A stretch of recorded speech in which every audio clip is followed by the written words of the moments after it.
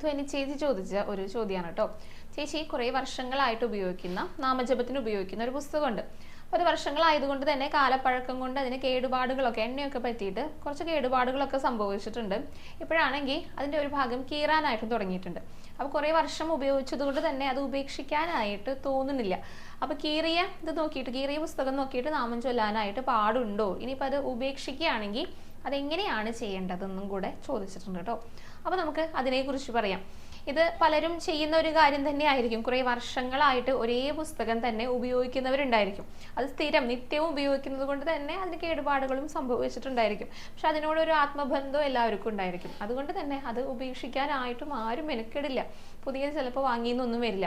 പക്ഷേ നമുക്കത് കീറിക്കഴിഞ്ഞാൽ അതിൻ്റെ ചില ഭാഗങ്ങളൊക്കെ പോയി തുടങ്ങിക്കഴിഞ്ഞാൽ അത് നോക്കി പിന്നെ വായിക്കാനായിട്ട് പാടില്ല. പകരം വേറൊരെണ്ണം എടുക്കുക. പുതിയൊരു പുസ്തകം എടുത്തിട്ട് അതിൽ നോക്കിയിട്ട് നാമം ചൊല്ലുക. പക്ഷെ ഇതെന്താ ചെയ്യേണ്ടേ? പഴയ പുസ്തകം അതൊരിക്കലും കളയാനായിട്ട് പാടില്ല. നമ്മളത് സൂക്ഷിച്ച് വെക്കുക തന്നെ വേണം. എവിടെയാണ് വെക്കേണ്ടത്? പൂജാമുറിയിൽ കൊണ്ടുപോയി വെക്കുക. അത് നല്ല ഭംഗിയിൽ ഭദ്രമായിട്ട് പൊതിഞ്ഞിട്ട് ഒരു പട്ടിലോ മറ്റോ പൊതിഞ്ഞിട്ട് അത് ഭഗവാനെ നമ്മൾ വെക്കാറുണ്ടല്ലോ, അവിടെ തന്നെ വെക്കുക. അത് എന്തുകൊണ്ടാണ് ഉപേക്ഷിക്കരുതെന്ന് പറയുന്നത്? കാരണം എന്താണെന്ന് വെച്ച് കഴിഞ്ഞാൽ നമുക്കുണ്ടാകുന്ന ആത്മബന്ധം മാത്രമല്ല കേട്ടോ, നിത്യേന ചൊല്ലുന്നത് കൊണ്ട് അതിലൊരു ചൈതന്യമൊക്കെ ഉണ്ടായിരിക്കും. അതുകൊണ്ടാണ് അത് ഉപേക്ഷിക്കരുത് എന്ന് പറയുന്നത്. ഇവിടെ ഗുരുവായൂർ ക്ഷേത്രത്തിൽ തന്നെ നാമജപം നടക്കുന്ന സ്ഥലമുണ്ടല്ലോ, അവിടെ പണ്ട് പരമേശ്വരൻ എമ്പ്രാന്തിരി ഉണ്ടായിരുന്നു. അദ്ദേഹം ഭാഗവതവും നാരായണി എല്ലാം വായിക്കുന്ന ആളാണ്. അപ്പോൾ അത് ധാരാളം തവണ വായിക്കും. അന്നാണെങ്കിലും ഗ്രന്ഥവും പുസ്തകവും ഒക്കെ ഉള്ള ഒരു സമയമാണ്. രണ്ടും ഉപയോഗിക്കുന്ന ഒരു കാലഘട്ടമായിരുന്നു.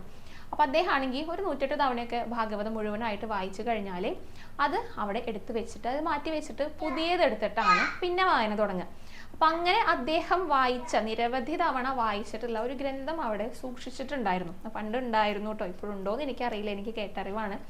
അപ്പോൾ അതവിടെ അതായത് ഉപയോഗത്തിനായിട്ടെന്നല്ല, ഉപേക്ഷിക്കാതെ എടുത്തു വെച്ചിട്ടുണ്ട്, സൂക്ഷിച്ചു വെച്ചിട്ടുണ്ട്. അത് എന്തുകൊണ്ടാണ്? അത് നിരവധി തവണ വായിച്ചതായതുകൊണ്ട് അതിലൊരു ചൈതന്യം ഉണ്ടായിരിക്കും. അതുകൊണ്ടാണ് അത് സൂക്ഷിച്ചു വെച്ചിരിക്കുന്നത്. അതേപോലെ തന്നെ നമ്മുടെ അടുത്തും ചെയ്യണമെന്നാണ് പറയണത്. അപ്പോൾ പൂജാമുറിയിൽ നല്ല ഭദ്രമായിട്ട് വട്ടിലൊക്കെ പൊതിഞ്ഞിട്ട് സൂക്ഷിച്ചു വെക്കാം കേട്ടോ. ഈ പഴകിയ പുസ്തകങ്ങൾ നമ്മൾ വായിച്ച് അനേക വർഷക്കാലം ഉപയോഗിച്ച പുസ്തകങ്ങൾ അങ്ങനെ എടുത്തു വെക്കാം. എന്നിട്ട് പുതിയതൊരെണ്ണം വായിക്കാനായിട്ട് എടുക്കാം. ഇത് പുസ്തകങ്ങളുടെ കാര്യമാണ് കേട്ടോ, വിഗ്രഹത്തിൻ്റെ കാര്യമല്ല. അത് ഞാൻ മുൻപ് പറഞ്ഞിട്ടുണ്ടായിരുന്നു. വിഗ്രഹങ്ങൾക്കാണ് കേടുപാടുകൾ സംഭവിച്ചതെന്ന് വെച്ച് കഴിഞ്ഞാൽ തീർച്ചയായിട്ടും നമ്മളത് മാറ്റിയിരിക്കണം. അത് ഉപേക്ഷിക്കേണ്ട രീതികളും പറഞ്ഞിട്ടുണ്ടായിരുന്നു. ഇത് പുസ്തകത്തിനെ കുറിച്ചാണ് പറഞ്ഞിരിക്കുന്നത്.